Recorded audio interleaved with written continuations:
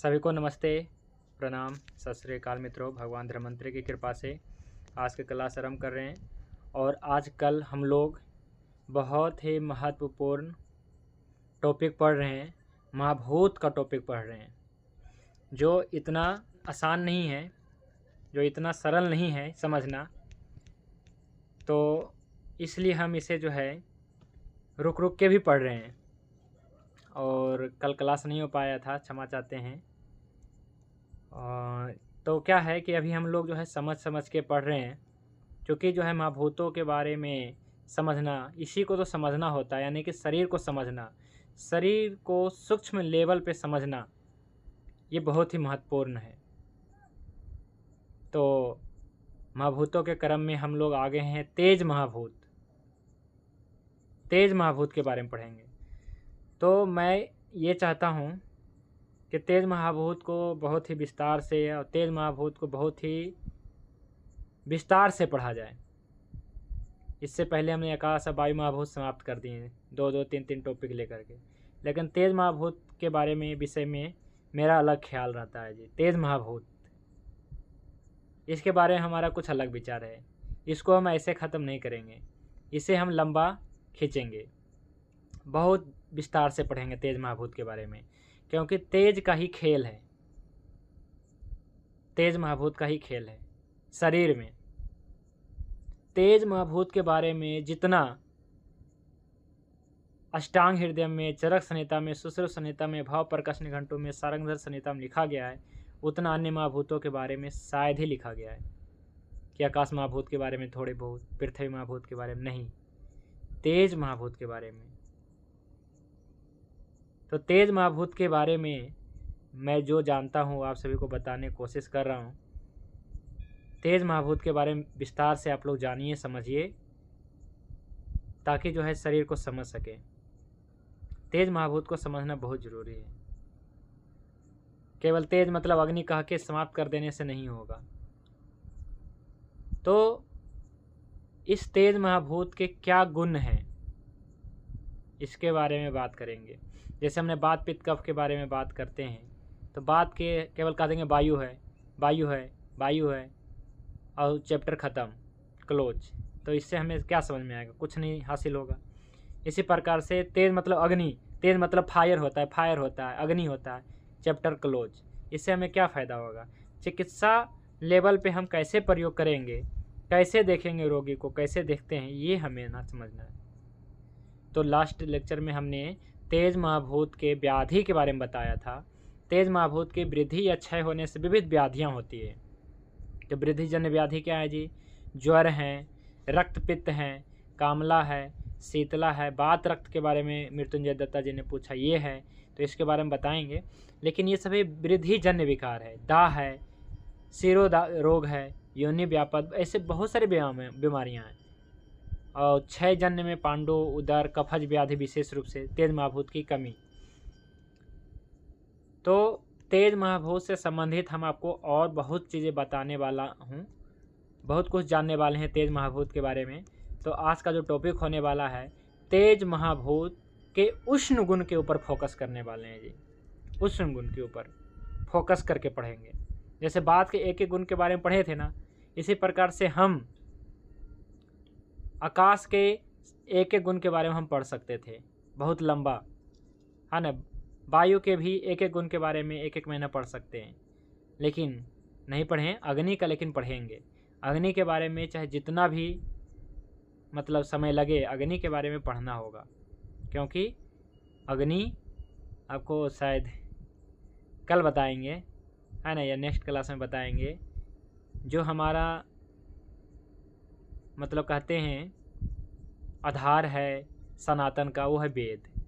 तो वेद का पहला मंत्र आपको बताना है या खोजना है, खोजिएगा वेद का पहला मंत्र क्या है, ठीक है। वो भी सबसे प्राचीनतम वेद कहते हैं ऋग्वेद को, और उसका जो प्रथम मंत्र है आप देखिएगा क्या है, ठीक है जी। ये हम अगले क्लास में बताएंगे। तो अग्नि महाभूत के बारे में इतना कुछ बताया गया है वेदों में, और प्रथम मंत्र में जो बताया गया है वो तो बहुत ही विस्तार से तो हम बताएंगे। अभी हम जानेंगे महाभूत के उष्ण गुण, क्योंकि जैसे हमने बात के रुक्ष गुण हमेशा बात करते हैं, बात का ड्राय गुण है रुक्ष गुण।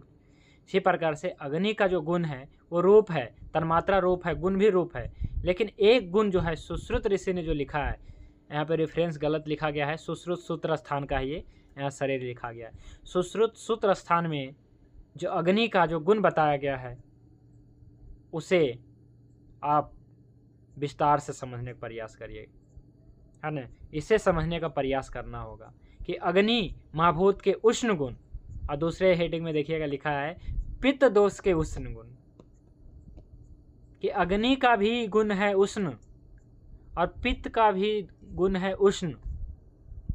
और अग्नि और पित्त में पहले भी हमने अंतर किए थे, आज और भी करेंगे विस्तार से, क्योंकि अभी महाभूत पढ़ रहे हैं तो अग्नि और पित्त का इस है ना लेक्चर सीरीज में, मतलब इसका जो है पूरा जो है पढ़ लेना है, समझना है कंसेप्ट कि अग्नि और पित्त असल में क्या है।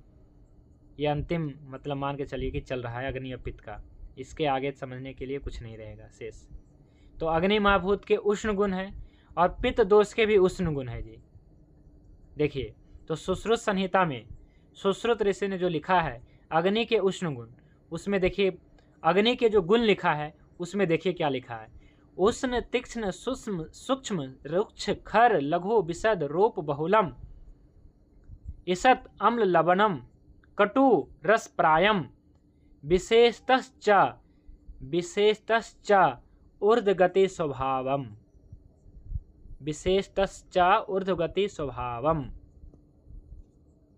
फिर से कहें विशेषतश्च ऊर्ध्वगति स्वभावम। अब समझ गए होंगे क्या कह रहे हैं सुश्रुत ऋषि, कि जो अग्नि का जो गुण है ये क्या है जी, विशेषतश्च ऊर्ध्वगति स्वभावम। ऊर्ध्वगति क्या जी, ये देखिए हमने जो बना रखा है इमोजी जो डाला है अग्नि के आगे, देखिए क्या है, विशेषतश्च ऊर्ध्वगति स्वभावम। ऊपर ऊर्ध्वगति, एक होता है अधोगति, तो अग्नि का गुण क्या है जी, ऊर्ध्वगति स्वभावम। लेकिन कुछ और भी बताने वाला हूँ, इसके ऊपर मैं फोकस कर रहा हूँ। क्या गुण कहा गया अग्नि महाभूत के गुण के बारे में, क्या कहा गया है कि ये उष्ण है। अब उष्ण कह के यहीं क्लोज कर देना सही नहीं रहेगा, इसके बारे में विस्तार से हम पढ़ेंगे कि उष्ण क्यों है, कैसे है और कैसे हम अपने चिकित्सा में प्रयोग करते हैं। उष्ण है, तीक्ष्ण है, सूक्ष्म है, रुक्ष है। इसमें कुछ कुछ शब्द आ रहा होगा समझ में, जैसे सूक्ष्म क्या है, रुक्ष क्या है।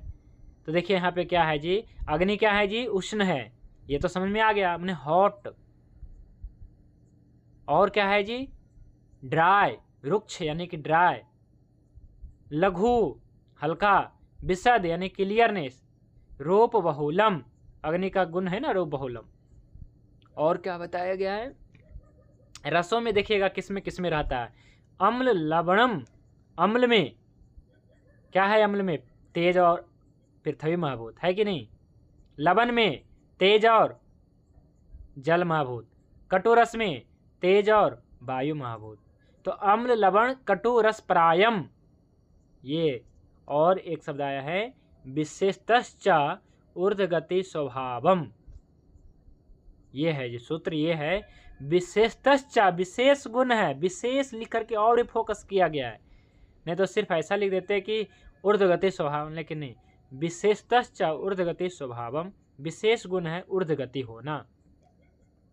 और तेजसम तत् दहन पचन दारन तापन प्रकाशन प्रभा और वर्ण कर्मिति। और क्या बताया गया, तेज का क्या गुण है, माने अग्नि का क्या गुण है, दहन पाचन। दहन भी समझ में आ रहा होगा, दहन मतलब जलने वाला गुण है, ये पाचन वाला ये गुण है, पाचन धर्म रखता है ना।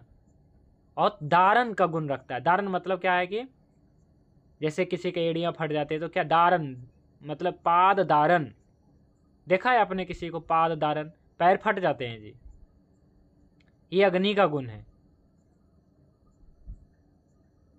अग्नि बढ़ गया शरीर में। तापन गर्मी महसूस कराता है, उष्ण तो है। प्रकाशन यानी कि ग्लो, प्रभा मतलब ग्लो, प्रकाशन मतलब भी ऐसा ही कुछ समझ में आता है। प्रकाशन मतलब यहाँ पे, प्रकाशन मतलब क्या यहाँ पे समझे, प्रकाशन मतलब होता है जैसे मैं आपको पढ़ा रहा हूँ और आप समझ गए और आप 5 लोगों को पढ़ाना शुरू किए, तो ये क्या हुआ, ज्ञान का प्रकाशन। ज्ञान का क्या होता है, प्रकाशन।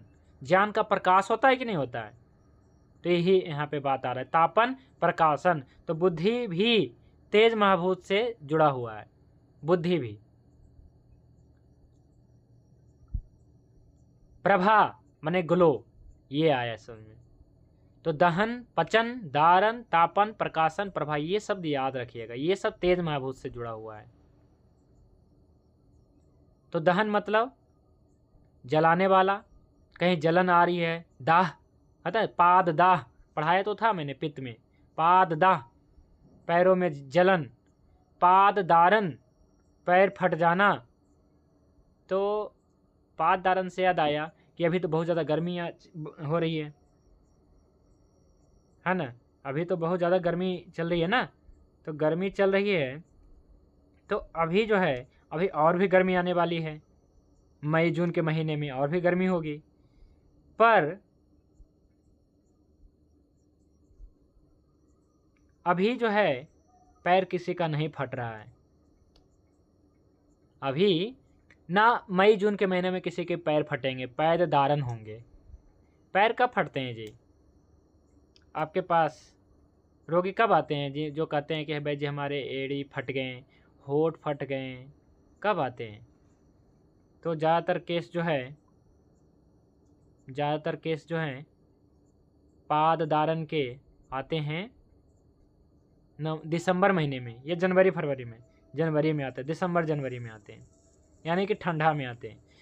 तो प्रश्न ये है कि पाद धारण के रोगी ग्रीष्म ऋतु में क्यों नहीं आते हैं, जबकि ग्रीष्म ऋतु में तो उष्णता बढ़ती है और रुक्षता बढ़ती है, परंतु रोगी उसमें आते हैं।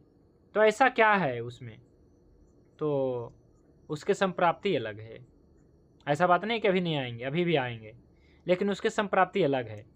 उसके संप्राप्ति क्या है, ग्रीष्म ऋतु में क्या होता है कि स्वेटिंग होता है, पसीना आता है, पसीना आने से आपका जो त्वचा है नम हो जाती है, और इस कारण से आपका फटा हुआ पैर या कहीं भी ड्राइनेस है, जैसे ठंड में ज़्यादातर क्या है कि स्किन ड्राई हो जाते हैं जी, बगल में पूरा ड्राई हो जाता है, त्वचा भी ड्राई हो जाती है, चेहरा ड्राई, लेकिन गर्मी में ड्राइनेस कहाँ चली जाती है, तो इसलिए ड्राइनेस चली जाती है क्योंकि आपका होता है स्वेदन, प्राकृतिक स्वेदन होता है जी। आप किसी स्वेदन पेटी में नहीं बैठते हैं, आप जो हैं यहीं रहते हैं अपने घर में, और स्वेदन हो जाता है, और स्वेदन होने से आपका जो है त्वचा रंध्र जो है खुल जाता है।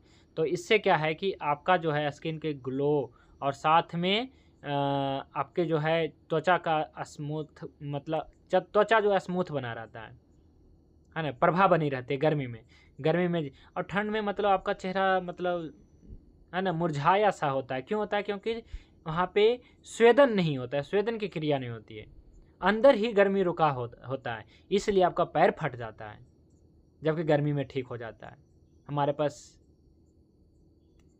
जब रोगी आते हैं तो हमने यही देखा है कि ज़्यादातर ठंड में आते हैं, चाहे होठ फटने की शिकायत हो, चाहे एड़ी फटने का शिकायत हो, ज़्यादातर समस्या जो जनवरी फरवरी में लेके आते हैं। इसलिए क्या है कि ठंड के दिनों में लिप क्रीम ज़्यादा बिकते हैं, वैसलिन वगैरह, बोरो प्लस, है ना, ये सब खूब बिकते हैं जी, है ना, बोरोलिन, यही सब बिकता है ना, बहुत सारे लोग लगाते रहते हैं, होठ पे लगाते रहते हैं। तो ठंड में ज़्यादा और ग्रीष्म ऋतु में कम। इसका एक कारण है कि इस ऋतु में जो है अंदर के रुका हुआ अंदर गर्मी नहीं रुकता, बाहर आ जाता है, पसीना निकलता रहता है। तो पसीना आने से क्या है कि शरीर का तापमान बरकरार मतलब बैलेंस हो जाता है। अगर अंदर ही अंदर गर्मी बना रहेगा तो इस कारण से पैर फट जाएंगे, होठ फटेंगे। तो इसका अलग कारण है। दाह, ठंड में भी दाह हो सकता है किसी के हाथ पैर में। तो देखिए ज्वर, दा यहाँ, हाँ ज्वर हो सकता है, ये सब दा हो गया, ये उष्ण गुण की वृद्धि। हम अभी पढ़ रहे हैं अग्नि महाभूत के उष्ण गुण के बारे में बता रहा हूँ, तो समझ में आ रहा है जी। उष्ण गुण मतलब होता है गर्मी। तो मान लीजिए किसी भी रोगी को उष्ण गुण बढ़ गया, जैसे डायबिटिक पेशेंट को हाथ पैर के तलवों में जलन होता है, ज़्यादातर पैर के तलवों में जलन होता है, तो इससे ऐसे स्थिति में हम क्या दे सकते हैं? दाह हो रहा है तो हम कौन से महाभूत समझें, कौन से महाभूत बढ़ गया है ना? तो आप महाभूत तो नहीं बढ़ा ना, कि आप महाभूत बढ़ गया। जब जलन महसूस हो रही है तो उस एरिया में पार्टिकुलर एरिया, उस खास हिस्से में जो है तेज महाभूत बढ़ गया है। और कहीं मंद है, उसके जो है समान क्षेत्र में मंद हो सकता है, लेकिन इसका अपान क्षेत्र में अग्नि बढ़ गया है, तो उस अपान काल में अग्नि को हमें अपान काल में दवाइयाँ दे करके उस बढ़े हुए अग्नि को कम करना है। इसमें आप स्वर्ण प्रभा दे सकते हैं और स्वा दे सकते हैं। 2 चीज़ें हैं, विस्तार से बताएंगे डायबिटीज वाले जब चैप्टर है ना शुरू करेंगे तो। लेकिन उष्ण गुण में तो स्वर्ण प्रभाव को बता ही रखा है। उष्ण गुण कहीं भी हो, चाहे उदान क्षेत्र, प्राण, समान, व्यान या अपान, कहीं भी हो स्वर्ण प्रभाव दे सकते हैं। यही देना होता है, बस अलग अलग काल में दे दीजिए।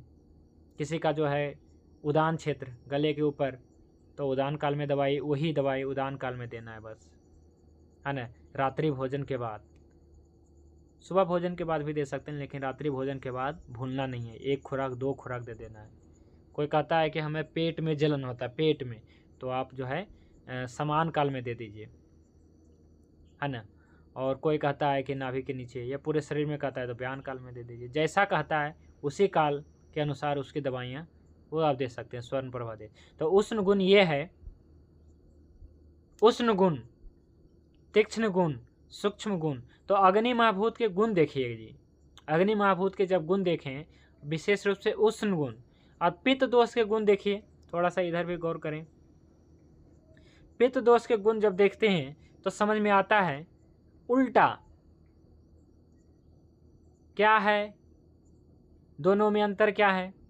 पित्त के गुण देखिए, लिखा है कुछ स्निग्ध, पित्तम सा स्नेह, बहुत विस्तार से बता चुका हूँ सा स्नेह के बारे में।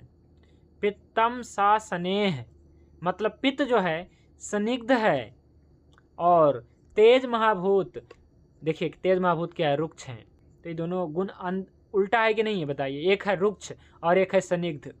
भाई थोड़ा ही स्निग्ध है, लेकिन है ना, पूर्ण स्निग्ध नहीं है, अल्प स्निग्ध ही है, अर्ध स्निग्ध है, लेकिन स्निग्ध तो है। तो इसका मतलब समझ में आया कुछ? इसका मतलब यह है कि अग्नि अलग चीज है, पित्त जो हम कहते हैं ये अलग चीज है। अग्नि महाभूत जो है अलग चीज है, अग्नि साक्षात अग्नि है, इसमें कुछ और नहीं है। हाँ, इसमें कुछ और नहीं है।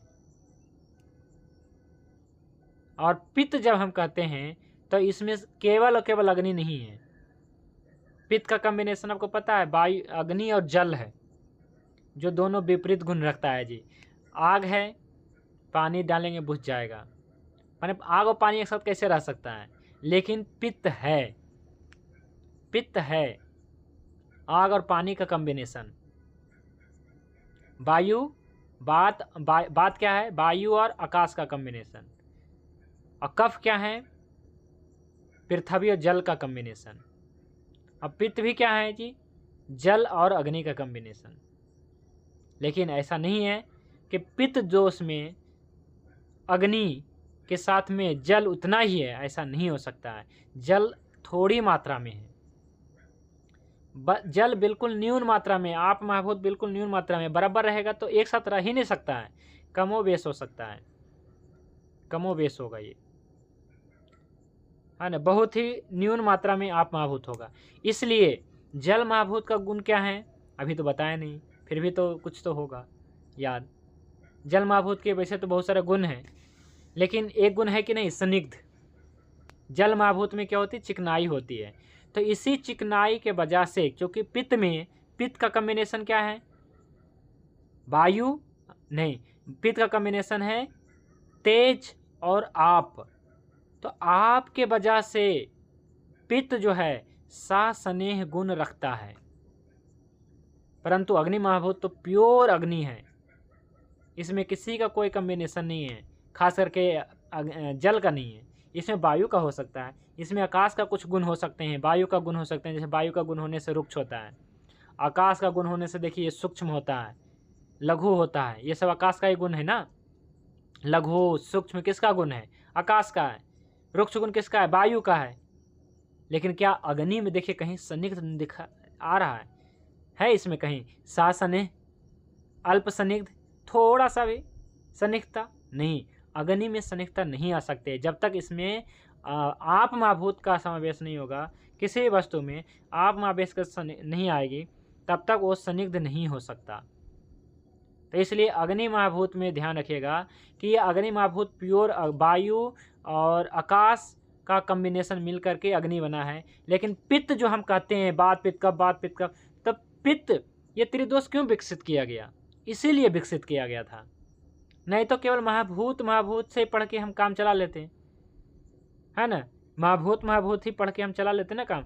तो त्रिदोष का विकास इसलिए हुआ क्योंकि कॉम्बिनेशन समझाने के लिए कि जो तेज है, तेज के साथ में जब आप महाभूत का कॉम्बिनेशन होता है तो पित्त कहलाता है। केवल और केवल तेज पित्त कहलाएगा नहीं, केवल तेज अग्नि कहलाएगा। और जब तेज के साथ में जल का कॉम्बिनेशन बैठेगा तो पित्त कहलाएगा। अब आए समझ में, जल और अग्नि किसे कहेंगे, अब पित्त किसे कहेंगे? जैसे हम कहते हैं पाचक अग्नि और कहते हैं पाचक पित्त, तो भागवत ऋषि ने सही कहा, वो पाचक पित्त है, पाचक अग्नि नहीं कह सकते हैं। मतलब कह सकते हैं, नहीं भी कह सकते हैं, क्योंकि पित्त में तो अग्नि तो है वैसे आपको भी पता है, लेकिन अग्नि के साथ में जल भी है। इसीलिए हम इसका एक नया शब्द देना पड़ा। हमें नए शब्द देना क्यों जरूरत था? अग्नि केवल चलते नहीं, तो नए शब्द देने की जरूरत इसलिए पड़ा क्योंकि पित्त अलग वस्तु बैठ रहा है। जो पाचक पित्त है ना, ये सच में अलग है, केवल अग्नि नहीं है। ये पित्त है, सच में पित्त है। इसमें तेज और जल दोनों है, इसलिए पाचक पित्त कहना ज्यादा उचित होगा। तो भागवत ऋषि ने यही कहा है, पाचक पित्त कहा है। पाचक अग्नि भी कह सकते थे क्योंकि सुश्रुत ऋषि ने पहले कहा था, परंतु अपना अपना मानना होता है। आप भी जो मानना चाहते हैं मानिए, परंतु पाचक पित्त ज़्यादा उचित रहेगा और अग्नि कहने में भी कोई गलत नहीं होगा। ठीक है, तो अग्नि कहते हैं तो केवल और केवल अग्नि आता है। अब पित्त जब कहते हैं तो अग्नि और जल आ जाता है। ये अंतर है जी, मूलभूत अंतर यही है कि अग्नि क्या है जी, तो उसमें जल नहीं है। पित्त क्या है? अग्नि के साथ में जल है। तो पित्त दोष के गुण देखिए जी, लिखा है सा स्नेह तीक्ष्ण उष्णम। देखिए ऊपर भी तीक्ष्ण था, ऊपर भी उष्ण था, ऊपर भी लघु था, लेकिन ऊपर खर था, है ना। देखिए 1 2 3 चौथे नंबर में खर लिखा हुआ है, उष्ण तीक्ष्ण सूक्ष्म खर। लेकिन पित्त में जो है पहला ही शब्द आया है स्निग्ध, पहला ही शब्द आया है, उष्ण नहीं। पित्त का पहला ही गुण लिखा है स्निग्ध गुण, सा स्नेह लिखा है। और जैसा कि मैं आपको बता ही दिया हूं कि हेमंत और शिशिर ऋतु में क्या होता है, जनवरी है ना, दिसंबर जनवरी महीने में, कि आपका स्किन ड्राई हो जाता है। होता है कि नहीं होता है? लेकिन गर्मी आते ही आपका शरीर मुलायम हो जाता है। अभी आप देखिए आपके बगल में कहीं भी ना ड्राइनेस नहीं होगा, लेकिन जनवरी दिसंबर में कितना भी घी खा लीजिए आपको ड्राइनेस आ जाती है, डैंड्रफ वगैरह ज़्यादा हो जाता है। परंतु गर्मी में नहीं होगा, क्योंकि पसीना, पित्त के उष्ण गुण, पित्त बढ़ेगा तो सांस संदिग्धता आएगी ही आएगी, बहुत ही अच्छा लगेगा आपका शरीर। ठीक है जी, ये है लोक पुरुष साम्य सिद्धांत, इसे को कहेंगे। जो इस लोक में है वही इस शरीर में है। और एक चीज है, ये हो गया उष्ण गुण, तीक्ष्ण गुण, सूक्ष्म गुण, रुक्ष गुण। क्लियर हुआ जी? तो अग्नि है रुक्ष गुण, पित्त है सासनिग्ध गुण, ये आपको समझना है। और अम्ल, लवण, कटु, ये सभी में अग्नि गुण है। ठीक है। और एक सूत्र और है, वो है विशेषतश्च ऊर्ध्वगति स्वभावम। इसको आप कैसे समझते हैं? विशेषतश्च ऊर्ध्वगति स्वभावम का मतलब है कि अग्नि का गुण है ऊर्ध्वगति, लेकिन पित्त का गुण फिर उल्टा हो जाता है जी। पित्त का गुण है अधोगति। अगर अग्नि का गुण ऊर्ध्वगति है तो सभी पित्त है जो अग्नि है अगर, तो उसका गति ऊपर की ओर होना चाहिए, लेकिन नहीं है। जब अपने शरीर में जब पित्त देखते हैं, पाचक पित्त देखते हैं, रंजक पित्त देखते हैं, भ्राजक पित्त देखते हैं, साधक पित्त देखते हैं, ये सब का गति अधोगति है। तो शरीर के अंदर जो अग्नि है वो ऊर्ध्वगति नहीं है, अधोगति है। क्यों है? क्योंकि जो अपने शरीर में जो अग्नि है वो अग्नि के रूप में नहीं है, वो पित्त के रूप में है। और जल महाभूत का आपको गुण, जब पित्त के साथ में जल महाभूत यानी कि तेज के साथ में जल महाभूत मिल गया तो जल का गुण क्या है जी? ऊपर से नीचे कि नीचे से ऊपर? पहले भी बताया था मैंने। अग्नि का गुण है नीचे से ऊपर और जल का गुण है ऊपर से नीचे, तो इसलिए पित्त का गति है अधोगति और अग्नि का गुण है ऊर्ध्वगति, पित्त का गुण है अधोगति। तो इसलिए हम क्या कराते हैं जी? पित्ते विरेचने। पित्त का कभी वमन करवाया है आपने? कर सकते हैं, वमन कर्म करवाते हैं तो पित्त निकलता है, ऐसी बात नहीं है। लेकिन पित्त का क्या कराते हैं जी? विरेचन कराते हैं। पित्त के लिए विरेचन क्रिया श्रेष्ठ होता है, आपको पता होगा, हमने बहुतों को कराया है विरेचन। हम अभी भी किसी को देखते हैं पित्त अभी बढ़ गया तो अभी भी विरेचन करा देते हैं, जबकि अभी बसंत का चल रहा है। बसंत में भी करा सकते हैं, लेकिन ज़्यादातर होना चाहिए। अगर मोटा व्यक्ति है तो उसका सही है, वमन क्रिया करें। जो भी है, पित्त का विरेचन करते हैं। ऐसा क्यों करते हैं? पित्ते विरेचने, क्योंकि पित्त का गुण है अधोगति। इसका कारण क्या है? आप महाभूत। पित्त में है आप महाभूत, और अग्नि अगर केवल रहता ये तो ऊर्ध्वगति होता है इसका। तो एक और अंतर है अग्नि और पित्त में कि अग्नि का गुण है ऊर्ध्वगति, पित्त का गुण है अधोगति। इसलिए अधोगति मतलब समझ, नीचे की गति है इसकी, ऊपर से नीचे की ओर आएगा, ना कि नीचे से ऊपर की ओर आएगा, नहीं। इसलिए जो ग्रहणी है वहां पे जो पाचक पित्त है उसकी जो गति है ऊपर से नीचे की ओर है,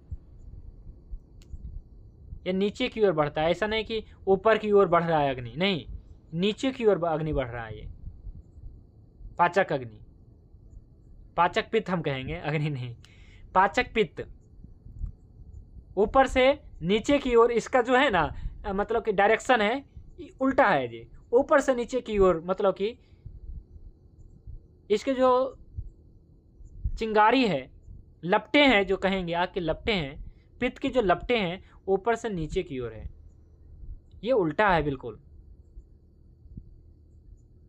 जबकि हम इस संसार में जब आग जलाते हैं तो देखते हैं यही है कि ऊर्ध्वगति स्वभावम है, लेकिन जब हम अपने शरीर में आते हैं तो देखते हैं पित्त का गति, क्योंकि जो अग्नि है हमारे शरीर में वो पित्त के रूप में है, ना कि अग्नि के रूप में, पित्त के रूप में। इसलिए हमें त्रिदोष की आवश्यकता पड़ी।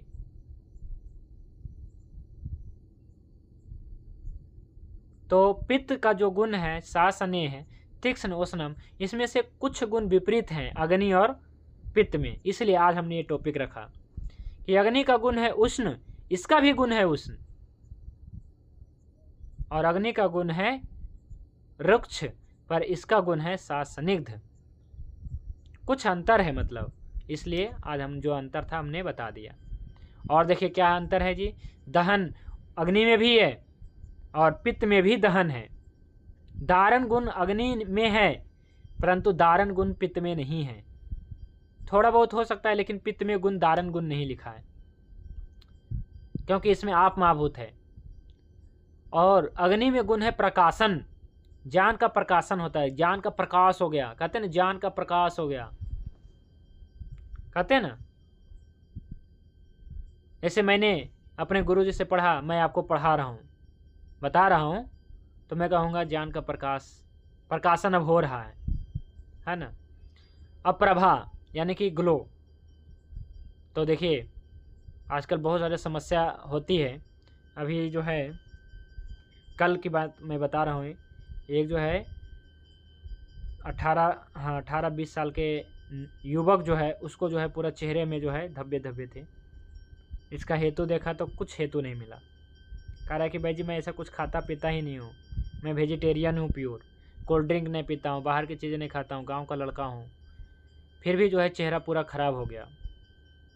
कारण क्या है? तो अग्नि महाभूत इसके लिए जिम्मेवार है। तो अग्नि महाभूत दो तरीके से विकृत होकर के चेहरे की रूप यानी कि प्रभा को बिगाड़ता है। खास करके झाइयाँ होता है, ये बेकार, एकदम सबसे खराब झाइयाँ होता है। फुंसियाँ तो चलो ठीक भी है, लेकिन झाइयाँ बहुत बेकार होता है। डार्क सर्कल बेकार होता है, सबसे ज़्यादा झाइयाँ बेकार होती है चेहरे की। तो अग्नि महाभूत इसके लिए जिम्मेवार होता है। अग्नि महाभूत वृद्धि करके और अग्नि महाभूत क्षय हो करके भी दोनों तरीके से जो है इसे बीमार मतलब चेहरे की सुंदरता को बिगाड़ता है, दोनों तरीके से। तो जब अग्नि महाभूत जब अधिक बढ़ जाता है तो धातुओं का क्षय हो जाता है। पहले ही बता चुका हूँ जी। जठर अग्नि बढ़ गई, भूता अग्नि बढ़ गई, धात्वा अग्नि बढ़ गई, रस रक्त आदि धातुओं का क्षय हो गया। होगा कि नहीं? जब अग्नि बढ़ेगा तो धातु का क्षय होगा कि नहीं होगा? हैं? धातु का क्षय होगा। तो धातु के क्षय होने से क्या होती है? झाइयाँ हो जाती है जी। तो देखिएगा कि किसी का जो है झाइयाँ पड़ गई, मतलब क्या है? उसके धातु क्षय है, यानी कि अग्नि महाभूत तेज है। मंद किया जाए इन्हें, स्वर्ण प्रभा दिया जाए। तो प्रभा को बढ़ाना है तो स्वर्ण प्रभा तो पहली औषधि है जी। स्वर्ण प्रभा तुरंत दे दिया जाए इन्हें। 2 बार 3 बार 4 बार दे सकते हैं, मैक्सिमम 4 बार दे सकते हैं जी। स्वर्ण प्रभा के साथ में जीवन राज दे सकते हैं, विद्रुम किट। बस 2 दवाई दीजिए तो चेहरे की सुंदरता बढ़ेगा, है ना? चेहरे की सुंदरता बढ़ेगा। ठीक है, तो ये है बहुत अच्छी मतलब कि औषधि है, इसलिए मैं खुद जो है प्रतिदिन इस्तेमाल करता हूँ। हमें कोई दिक्कत नहीं है। थोड़ा सा उष्णता मतलब कि गर्मी सी लगती है, मतलब ऐसा नहीं है कि गर्मी बहुत ज़्यादा गर्मी लगती है, बहुत ज़्यादा गर्मी लगती है फिर भी देखिए हम पग पहन के रखते हैं, इतनी भी गर्मी हमें नहीं लगती है। फिर भी जो है प्रभा बढ़ाने के लिए स्वर्ण प्रभा लेते रहिए। आप सभी लोग भी ले सकते हैं, लेकिन जिनको जो है कफ कोल्ड की समस्या है उनको छोड़ के। बात अब जिनकी जन्म प्रकृति है, स्वर्ण प्रभा तो आप ले सकते हैं हमेशा, है ना? स्वर्ण प्रभा लीजिए, जीवन राज लीजिए, ये सब लेने की चीज़ है। इससे मेमोरी पावर, प्रकाशन भी बढ़ेगा, प्रभा भी बढ़ेगा, वर्ण अच्छा होगा। लीजिए, आप सभी लोग भी ले सकते हैं, अपने रोगी को दे सकते हैं।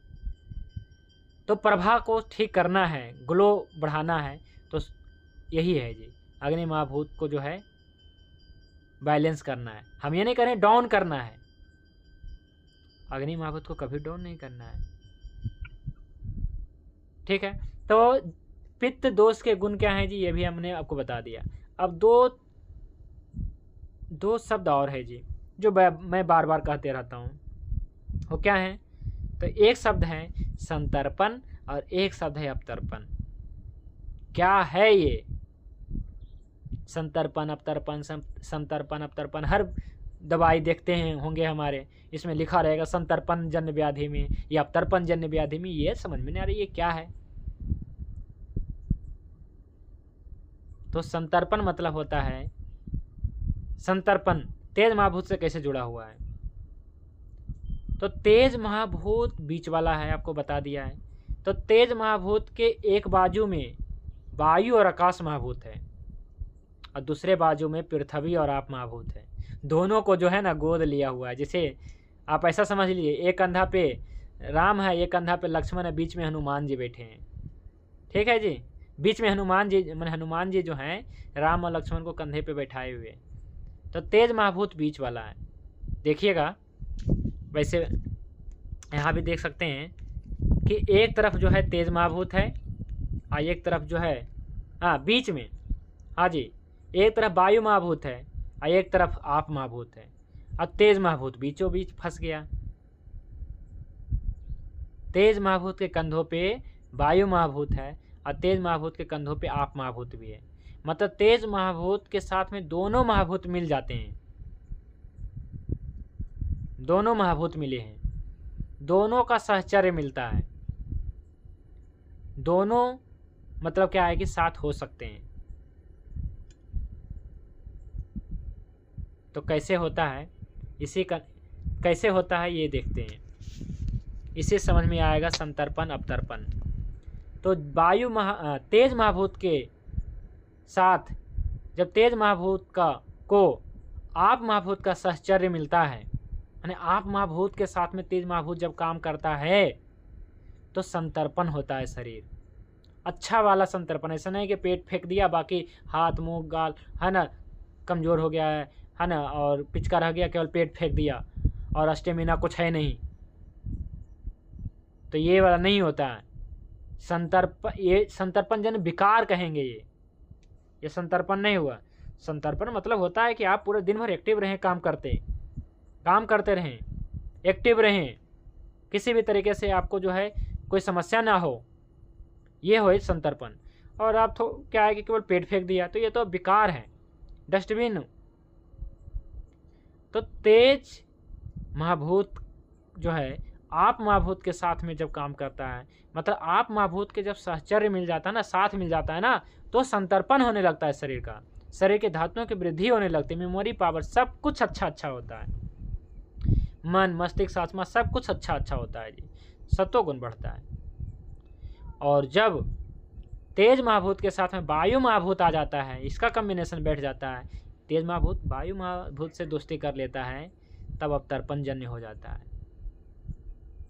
शरीर के धातुएं छीन हो जाती है, रस रक्त मांस में अस्थि मज्जा शुक्र धातुओं का क्षय हो जाता है। तो किसी का शरीर दुबला पतला है, मतलब वायु महाभूत से दोस्ती हो रखा है तेज महाभूत का। आप महाभूत थोड़ा ले करके दोस्ती कराइए तेज महाभूत से, आप महाभूत प्रधान औषधियाँ दीजिए, पृथ्वी महाभूत प्रधान औषधियाँ दीजिए, ताकि दोस्ती कर सके तेज महाभूत से। तो तेज महाभूत की दोस्ती जब आप महाभूत से होगा तो शरीर का संतर्पण होगा, और तेज महाभूत के साथ में जब वायु महाभूत का दोस्ती होगा तो अवतर्पण होगा। बस इतना ही, 2 लाइन में आप ऐसे समझ सकते हैं जी। ठीक है जी, अब हम पढ़ते हैं आज का मुख्य टॉपिक अब आया जी, हाँ ना, 40 मिनट हो गया, चलिए कोई बात नहीं। अब देखिए ये है जी तेज महाभूत और ज्ञान इंद्रियां। आज हमने कोई बड़ा टॉपिक बना के नहीं लाया, बस एक पेज ये भेजा है ना, और ये भेजा था जी। हमको लगा कि ये बहुत छोटा टॉपिक हो जाएगा, लेकिन ये बड़ा होता जा रहा है ना। पढ़ने के लिए तो कुछ नहीं लाया, बस समझा रहा हूँ मैं, ठीक है, समझिएगा बस ये सब चीज़ें। तो तेज महाभूत और ज्ञान इंद्रियां, शॉर्ट में थोड़ा पढ़ते हैं। तेज महाभूत, ज्ञान इंद्रियां और तेज महाभूत। और दूसरा टॉपिक देखिएगा, हेडिंग क्या है, तेज महाभूत और शरीर भाव। ज्ञान इंद्रियां तो आपको पता है ना, बता रखा हूं मैं, एकादश इंद्रियां, इसमें से 5 ज्ञान इंद्रियां, 5 कर्म इंद्रियां, 1 उभयात्मक मन। तो ज्ञान इंद्रियों के विषय में कहा जाता है कि ये सब में तेज महाभूत है, लेकिन एक स्पेशल है। जैसे तेज और तेज के महाभूत से बना है चक्षु इंद्रियां, तेज और तेज, प्योर तेज महाभूत चक्षु इंद्रियां। वैसे आप ऐसे समझ लीजिए कि हमारे, ऐसा समझ लीजिए, ठीक है, हाँ, हमारा जो आँख है, तो हमारा आँख का जो बल्ब है, ठीक है, माने कि अंदर जो है हमारा आँख जो है ना, हमारा बल्ब ठीक है, ठीक, हमारा आँख मान लीजिए बल्ब है, ठीक है, लेकिन बाहर प्रकाश नहीं रहेगा तो क्या हम देख पाएंगे? नहीं। तो अंदर भी तेज है, बाहर भी तेज है, तब जो है दिखाई पड़ता है, सही है ना। नहीं तो हमारा आँख ठीक है, लेकिन आप अंधेरे में देख पाते हैं? नहीं देख पाएंगे ना। इसी प्रकार से आपका बल्ब, आँख का भी बल्ब ठीक होना चाहिए और बाहर का भी बल्ब सही होना चाहिए। जैसे अभी जला हुआ है आसपास में बल्ब, तो हम देख पा रहे हैं कि हाँ ये चीज़ें, लेकिन हमारा आँख का बल्ब ठीक है, बाहर का बल्ब खराब है, या बाहर का बल्ब ठीक है, हमारा आँख का ही बल्ब फ्यूज हो गया, तो दोनों बल्ब ठीक होना चाहिए। तो तेज और तेज यही कहना है कि तेज महाभूत और तेज महाभूत, चक्षु इंद्रियों का विषय तेज महाभूत। और तेज के साथ में आप महाभूत जब आ जाता है, या कहिए कि आप महाभूत मतलब रस इंद्रियां, जीवा के बारे में बताया था मैंने, ये आप महाभूत का विषय है। और घ्राण नासिका ये पृथ्वी महाभूत का है, लेकिन इसके साथ में तेज महाभूत है। कर्ण आकाश महाभूत, लेकिन इसके साथ में क्या है, ये तेज महाभूत है। स्पर्श वायु महाभूत, इसके साथ में तेज महाभूत है। तो इस प्रकार से ज्ञान इंद्रियां इस प्रकार से कार्य, मतलब इसका कॉम्बिनेशन में बता रहा हूँ पंच भौतिक दृष्टि से। तो तेज के साथ में तेज मिलने से चक्षु इंद्रियां तेज के साथ, लेकिन इसमें जो है ना, जो रस इंद्रियां हैं उसमें सबसे ज़्यादा आप है, तेज कम है। घ्राण है ना, इसमें गंध पृथ्वी ज़्यादा है, तेज कम है। इसमें तेज पहले लिखने से ये नहीं समझिएगा कि तेज सबसे ज़्यादा है, ठीक है, ये नहीं समझना है जी। आप ऐसे समझिए, बस लिख दिए हैं कि एक तरफ जो है तेज तेज आ जाए पूरा, इसलिए हमने, और दूसरे तरफ हमने देखिए लिखा है तेज महाभूत और शारीरिक भाव, ये भी समझना है आपको। पराक्रम तो प्योर तेज और तेज है जी, जो लड़ाई झगड़ा पराक्रम, समझ रहे हैं, इसमें उतावला रहता है, समझिए कि शुद्ध तेज है वो पराक्रम। कांति ग्लो क्या है जी, तेज के साथ में आप पित्त, तो इसलिए पित्त प्रकृति वाले का चेहरे पे चमक रहता है जी, ज़्यादा चमक रहेगा। बात और पित्त वाले, बात और कफ वाले से ज़्यादा रहेगा पित्त वाले में, क्योंकि कांति, क्योंकि तेज और पित्त, तेज और आप मिला के क्या बना जी, पित्त बना। तो तेज और आप, कांति तभी आएगी, केवल मतलब कांति, समझ रहे हैं, कांति तभी आएगी, प्रभाव तभी आएगा जब आप महाभूत साथ में रहेगा, नहीं तो फटाफटा दिखेगा चेहरा वगैरह ड्राई। ये है आलस्य, आलस ये भी इसका पंचभौतिक दृष्टिकोण क्या है जी, है ना। आलस का जो है पंचभौतिक संरचना क्या है, तो तेज और पृथ्वी महाभूत, पृथ्वी महाभूत इसमें ज़्यादा है, इसलिए आलस। निंद्रा तेज और आकाश महाभूत, निंद्रा का कारण है तेज और आकाश महाभूत, जो शारीरिक भाव है ना निंद्रा ये। अब प्यास तेज और वायु महाभूत, तेज और वायु महाभूत, तो उससे प्यास का भाव बनता है, तेज के साथ में वायु, ठीक है जी। जैसे आप घर से निकलते हैं काम करने के लिए, मार्केट जाते हैं, ठंड के दिन में भी जाते होंगे, जनवरी में भी गए होंगे मार्केट अपना, और अभी भी निकल के जाते होंगे। हम देखते हैं कि जड़ी बूटी जाते हैं लेने के लिए, तो अभी जाते हैं ना तो बोतल में पानी, 1 बोतल 2 बोतल पानी लेके जाते हैं। और जनवरी में जाते थे तो चलो भाई कुछ नहीं, ये सब नहीं, बस अपना जो है हथियार ले लेना है, देसी जो काटने खोदने का काम आ सके, वो लेके निकल जाते हैं। लेकिन अभी बोतल भी याद आ जाता है तो क्यों, क्योंकि तेज महाभूत बढ़ गया, वायु महाभूत बढ़ गया। तो इसलिए तेज और वायु का कॉम्बिनेशन है प्यास, माने जो प्यास वाला जो भाव है ना, तेज और वायु महाभूत का है। निंद्रा का जो भाव है तेज और आकाश का है। आलस का जो भाव आता है तेज और पृथ्वी का है। कांति का जो भाव है, कांति जो आता है वो तेज और आप का है। पराक्रम तेज और तेज, शुद्ध तेज का है, माने अग्नि महाभूत का, ठीक है जी। तो ये शारीरिक भाव था, और ये तेज महाभूत और ज्ञानेंद्रियाँ था जी, ठीक है, जो आज का टॉपिक था। अब नेक्स्ट क्लास में मैं बताऊंगा तेज महाभूत का कुछ और गुण है, इसके बारे में बताऊंगा जी, ठीक है। आप कोई प्रश्न तो रखिए।